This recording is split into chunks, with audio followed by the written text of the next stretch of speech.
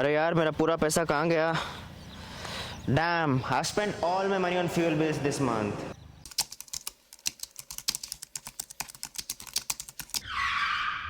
That's why I come walking instead of driving a car. At 106 rupees per liter, petrol is so freaking expensive.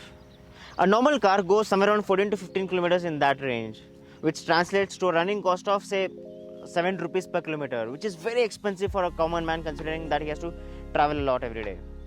That's why these electric cars come into picture. Apart from being relatively safer to the environment, they are quite friendly on the pocket for everyday running.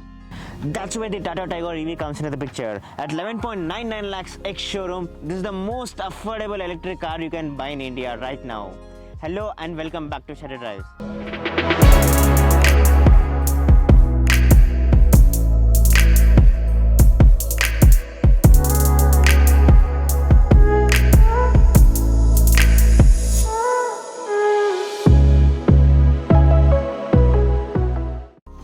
The front of the Tigor EV is a conventional Tata design. It's nothing substantial out of the box or something. But of course, the biggest difference here compared to the conventional Tigor, the IC engine Tigor, is you do not get the grille here because you don't need a grille in an electric vehicle. It's completely covered, and there are finer details here. There are tri-arrow details here on this part of panel. I wouldn't want to call it grille, of course. So the Tigor EV gets a combination of projector headlamps with halogens, and the fog lamps are old school halogens. That's totally fine, and you get a neat DRL here.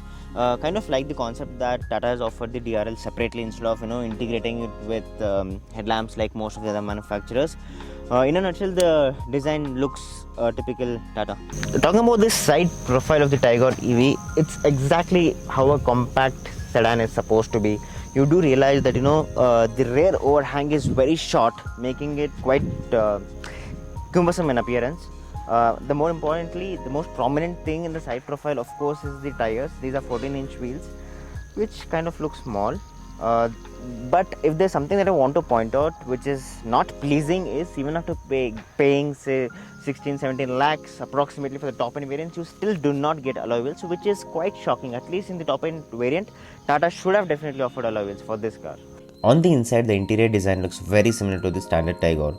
However, to differentiate the Tigor EV from its IC-based sibling, it carries out the blue accents on the inside as well. It doesn't fail to impress with its spacious and smart dashboard styling.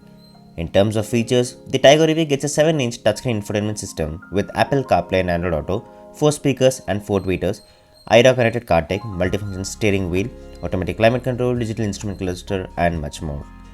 Tata has decided to give a flat bottom touch to the steering wheel, which is inspired from Altroz. Of course, this being an EV gets an automatic transmission, trying really hard to do some justice to those 75 horses coming from the motor. The quality of rotary knob could have been better, and it's not the most user friendly of what we have seen. There are a couple of times when the drive modes require more attention when slotting them.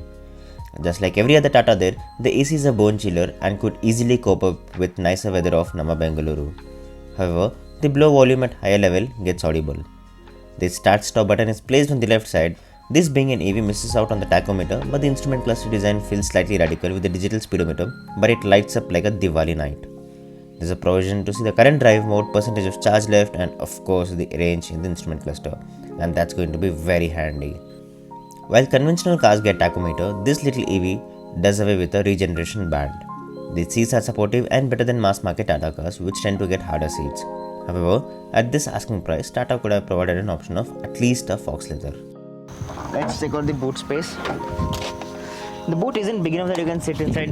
Sorry, you're not supposed to sit inside the boots of cars, but you can accommodate a couple of bags here, like 2 to 3 duffel bags easily.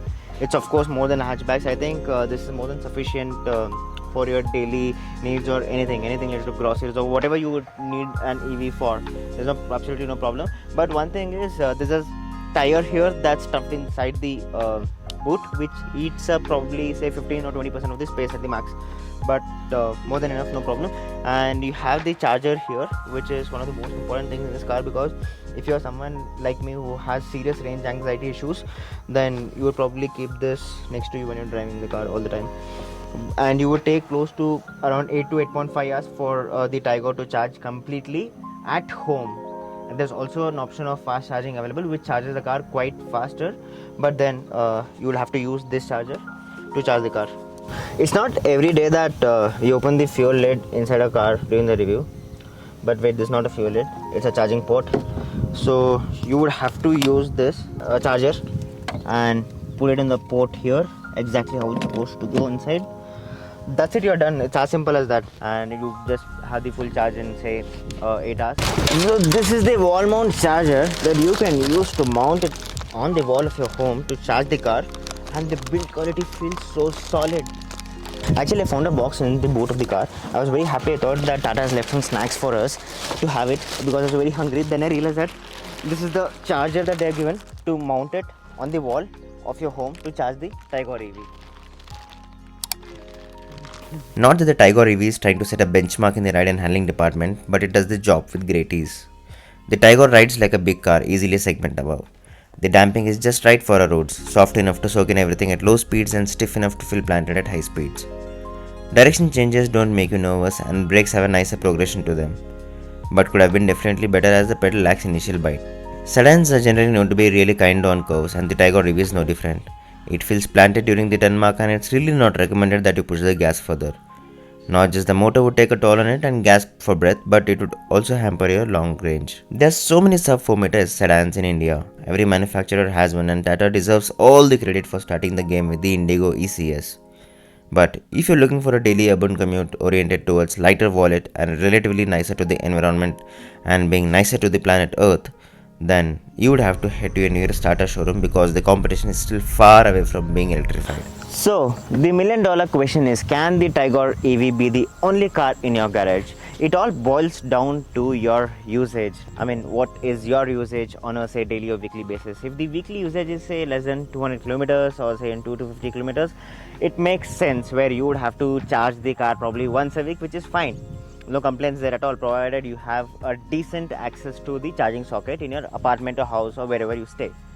But if I were you, I would probably wait a month or so and save those 2 extra lakh rupees and go with the Nexon, because Nexon is better than Tigor EV in every possible way, and it easily justifies the small 2 lakh rupees difference that is there between the Tigor EV and Nexon. There's better boot, the better ground clearance, more spacious inside, but the deal breaker, the definite deal breaker in the favor of Nexon EV over Tigor EV is the Tigor churns out 74 bhp of power, whereas the Nexon churns out a massive 127 bhp of power, which is an incredible difference compared to this, and that's going to make a lot of difference in the way the car is going to drive, in the way the car is going to behave in highways, and it's going to make your life much easier. But having said that, if you are very tight on the budget, if you feel that you don't want to spend even a penny extra more than the budget of the Tigor EV, then it makes sense. There's no denying. I mean, it justifies that it's the most affordable electric vehicle in India. That said, you can still go with it if you want an electric car. Not just that it's going to save your cost, but also it's going to be relatively lighter to the environment. If you guys like the video, do not forget to subscribe to the channel. It helps us. Hit the bell icon for notifications. Follow us on Instagram. Take care. Stay safe. Well, I go hunting for some broccolis. Jai Hind. Satark rahiye.